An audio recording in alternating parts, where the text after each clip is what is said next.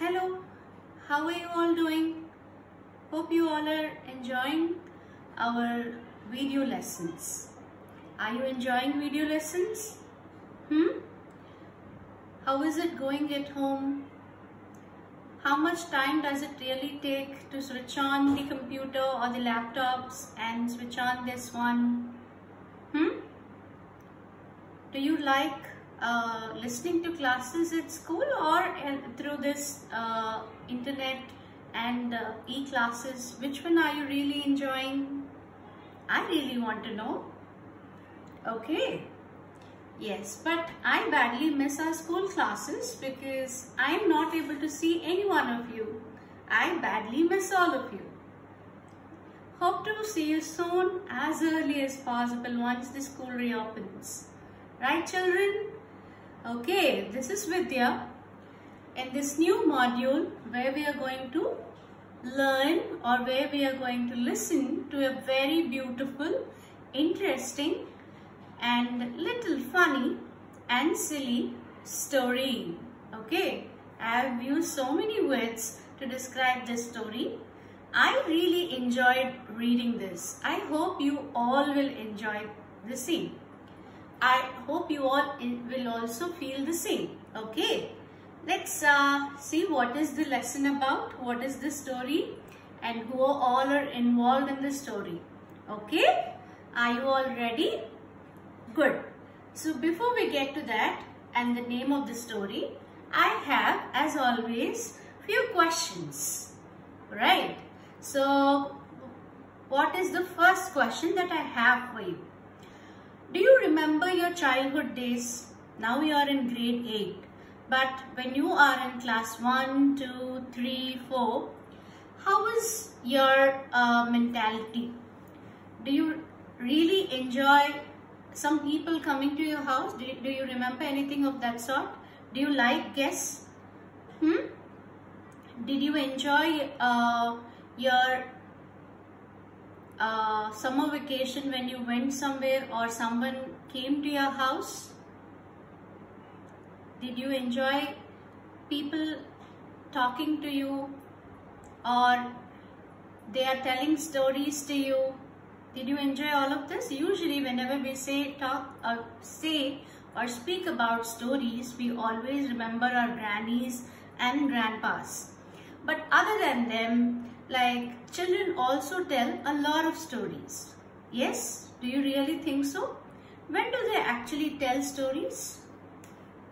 Okay, my mother used to say that when I was a child, whenever there was a guest in the house, whenever there came a guest to our house, my first question used to be, how many days are you going to stay? This used to be my first question, it seems. It's not that I don't like guests or it's not that I really want them to go. But in fact, it is the opposite. I really wanted them to stay some good time with us, and I did not want them to go. That is why I used to ask this question whenever we had guests at home, is what my mother tells me. Like that, many children would really enjoy the company of guests. Do you agree if I say this? I hope many of you would agree, right?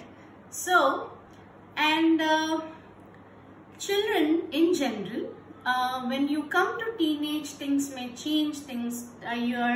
The way you think when you're small, when you are little grown up, this keeps changing. But as a child, we always feel that children are the purest hearts, right? They're very kind and they do not know how to calculate people or how to see people in terms of calculation. They do not know, they do not understand being practical. What is being practical? They only deal with emotions. They usually get connected to people and they understand in a very simple way, understand very simple ways of life, right? They don't know about money. This is the fact, right? at the same time, they are not, we cannot think that they're so innocent.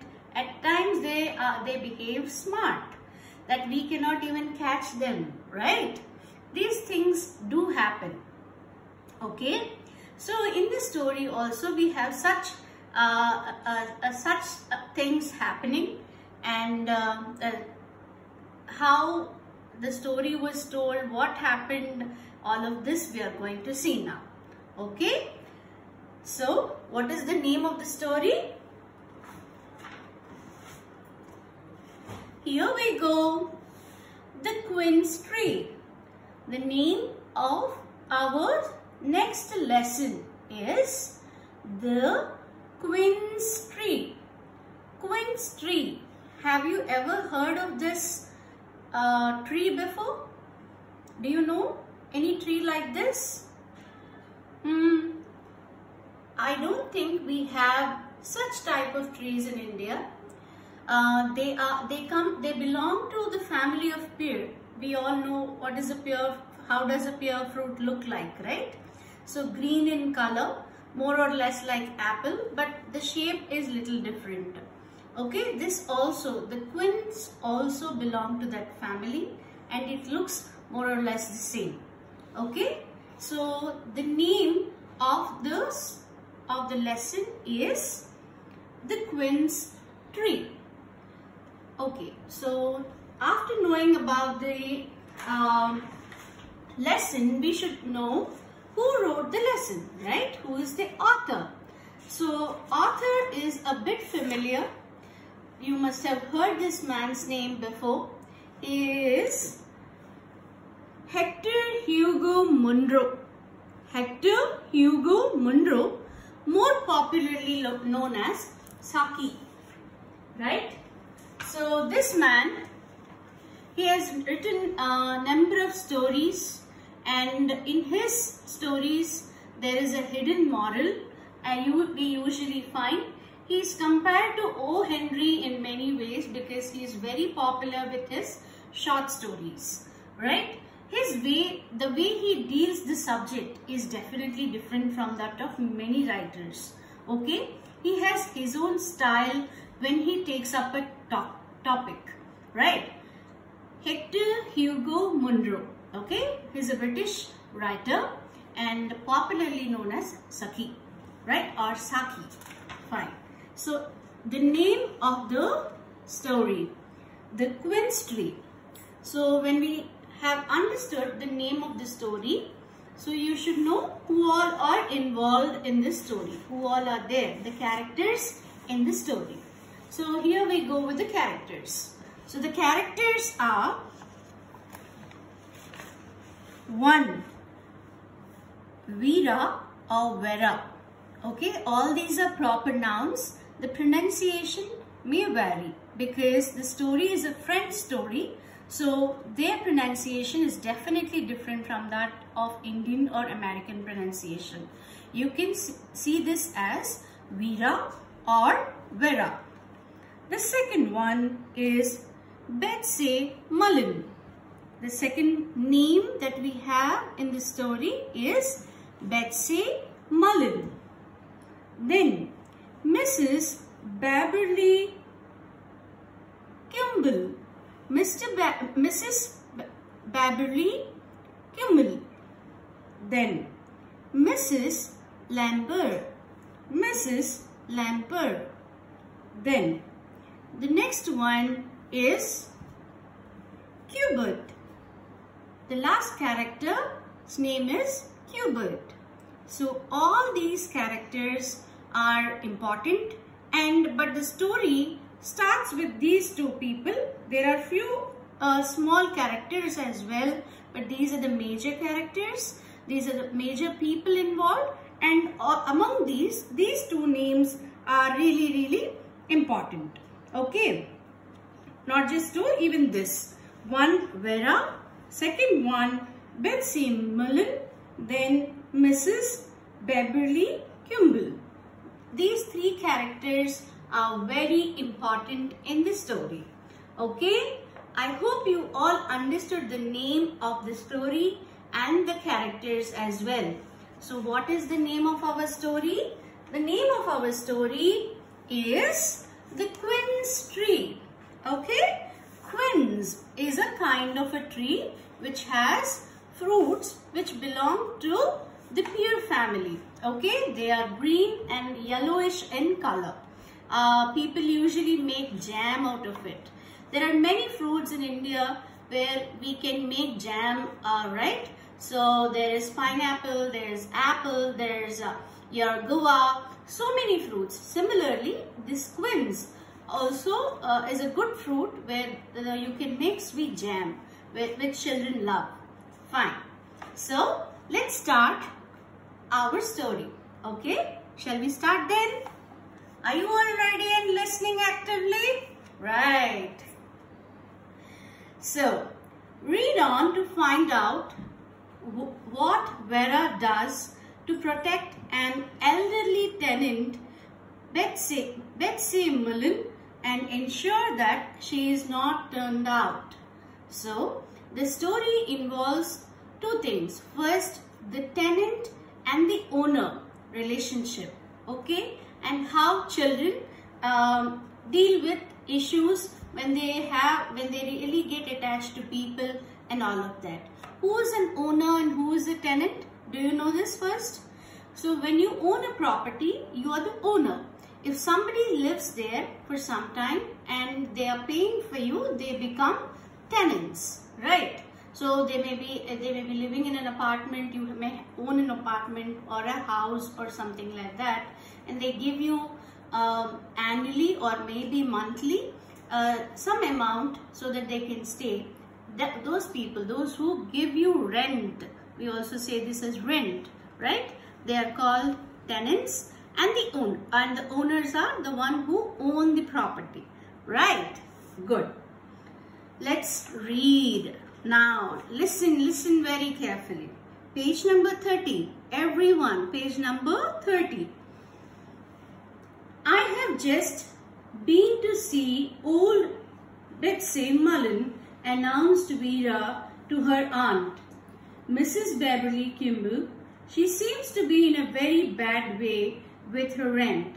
She owes about 15 weeks of it and says she does not know where the money will come from. Okay, I repeat, I have just been to see old Betsy Mullen, announced Vera to her aunt. So, Vera has visited the tenant. What is the name of the tenant?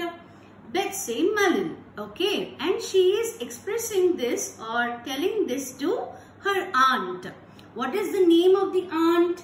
See, I have just been to see old Betsy Mullen, announced Vera to her aunt. The name of the aunt is Mrs. Beverly Kimball. She seems to be in a very bad way with her rent. The girl says, the little one, Vera says, she seems to be in a very bad way with her rent. Okay, so what do you mean by bad way? Maybe she has some problem in paying the amount, paying the rent, right? She owes about 15 weeks of it. So from how many weeks she did not pay this old Betsy Mullen? From 15, past 15 weeks, she did not pay rent to the owner. Who is the owner? Mrs. Beverly Kimball. And says she does not know where the money will come from. The old lady also tells Vera that she doesn't know from where she is going to get the money to pay the rent. Okay. Betsy Mullen is always in trouble with her rent. The more people help her with it, the less she troubles herself about it, said the aunt. So, now the aunt is speaking to Vera. What did she say? She is always in trouble whenever it comes to giving the amount or paying the rent. So, the more people help her, many people try to help her, but she doesn't really, she doesn't seem really worried about the money matters. She doesn't even care how she's going to get the money, how she's going to pay the amount. All of these things really get into her mind somehow, says her aunt, Mrs. Beverly Kimball. I certainly am not going to assist her anymore. She could simply move to a smaller and cheaper cottage. There are several smaller cottages at the other end of the village for half the rent that she is paying or is supposed to be paying now. I told her that a year ago. So, what is happening now? The aunt feels that she should move to a different place, a different house. Cottage means a small house. So now she should go and search for a smaller and a cheaper cottage which she can afford. I don't think she can live in this house anymore because she is not able to pay the rent. But I told this already a year ago, but she is not moving from this place. But she wouldn't get such a nice garden anywhere else, protested Veera. What did Veera say?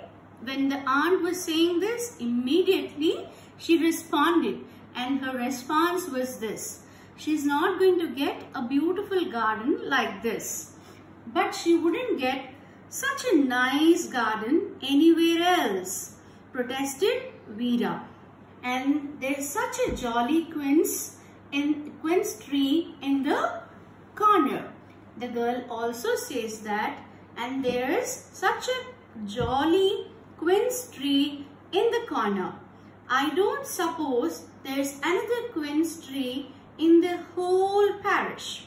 And she never makes any quince jam. I think to have quince tree and not to make quince jam shows such strength of character. Oh, she can't possibly move away from that garden. The girl expresses so many things. She tells all her feelings and thoughts. So, where will she go? I don't think she will find such beautiful and nice quince tree anywhere in this locality.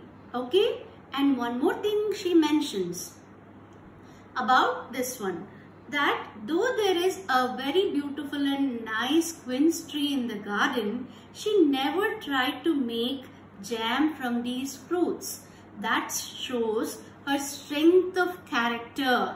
So the girl feels that the lady never got tempted to actually take someone else's property. She was happy and content with what she had. So this really shows her character. The girl says this is what she has observed. And she's not going to find such a beautiful tree and a house in this locality. Okay. Oh, she can't possibly move away from that garden. I don't think she would like to go away from that beautiful garden. Says who? Who is saying all of this? Do you remember the name? Veera. Right. When one is 16, said Mrs. Beverly Kimball sternly, one talks of things being impossible, which are merely unpleasant. It is not only possible, but it is also desirable that Betsy Mullen should move into a smaller house. She has scarcely enough furniture to fit that big cottage. Okay, so Veera, you don't understand. It is not just the necessity, but also there is another thing, that why she should move to a smaller cottage. The aunt says she doesn't have enough furniture to fit into the present cottage. She has very few things in her house. So this house is not suitable for her. See the expression, the language, the beauty of the language here. She says she has scarcely enough furniture. Scarcely enough furniture means very less furniture. She doesn't have the furniture that this particular cottage